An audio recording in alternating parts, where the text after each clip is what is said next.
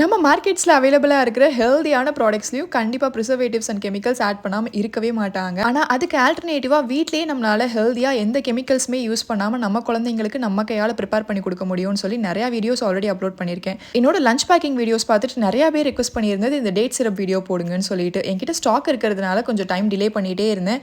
நிறைய ரெக்வஸ்ட் வந்திருந்ததுனால இன்னைக்கு கம்மியான பேட்சில் உங்களுக்காக ரெடி பண்ணி காமிக்கலாம்னு முடிவு பண்ணிட்டேன்.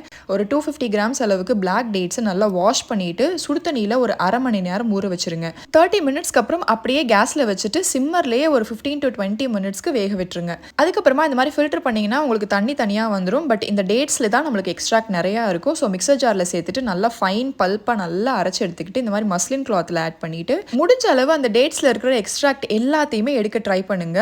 அதாவது சக்கை தனியாக அந்த தண்ணி தனியாக வந்துடணும். இந்த மாதிரி இருக்கணும். இப்போ இந்த சக்கையை நீங்கள் வேஸ்ட் பண்ண வேணாம். இதை வச்சு நான் என்ன பண்ணலான்னு சொல்லிட்டு வீடியோவில் நான் கண்டிப்பாக சொல்கிறேன். எக்ஸ்ட்ராக்ட் பண்ணி எடுத்த டேட்ஸ் வாட்டர் அடிகனமான பாத்திரத்தில் சேர்த்துட்டு நல்லா கொதிக்க விட்டுருங்க. இப்போ டேட்ஸோட சக்கையை வச்சு என்ன பண்ணலான்னு பார்க்கலாமா? நான் ஆல்ரெடி நட்ஸ் பவுடர் ரெடி பண்ணி வீட்டில் வச்சிருந்தேன். அது கூட நம்ம டேட்ஸோட சக்கை, கொஞ்சமாக நெய், எக்ஸ்ட்ரா இனிப்பு தேவைப்பட்டுச்சுன்னா வெள்ளத்தை கரைச்சி சேர்த்துட்டு நல்லா உருட்டிக்கிட்டிங்கன்னா சூப்பரான நட்ஸ் லட்டு ரெடி ஆயிரும். நான் next time bulk quantity prepare பண்ணும்போது ஒரு டீடைல்டான லாங் வீடியோவை எடுத்து கண்டிப்பாக யூடியூப்ல அப்லோட் பண்ணிட்டு உங்களுக்கு நான் லிங்க் ஷேர் பண்ணுறேன். கண்டிப்பாக அது யூஸ்ஃபுல்லாக இருக்கும். இப்போ டேட் சிரப் நல்லா நுரைச்சிட்டு இந்த மாதிரி பொங்கி வரும். இதுதான் கரெக்டான பக்குவம். இந்த ஸ்டேஜில் கேஸை ஆஃப் பண்ணிட்டு ஆறுனதுக்கு அப்புறமா கிளாஸ் கண்டெய்னரில் ஸ்டோர் பண்ணிக்கிட்டிங்கன்னா 6 மாசத்துலேருந்து 1 வருஷம் வரைக்குமே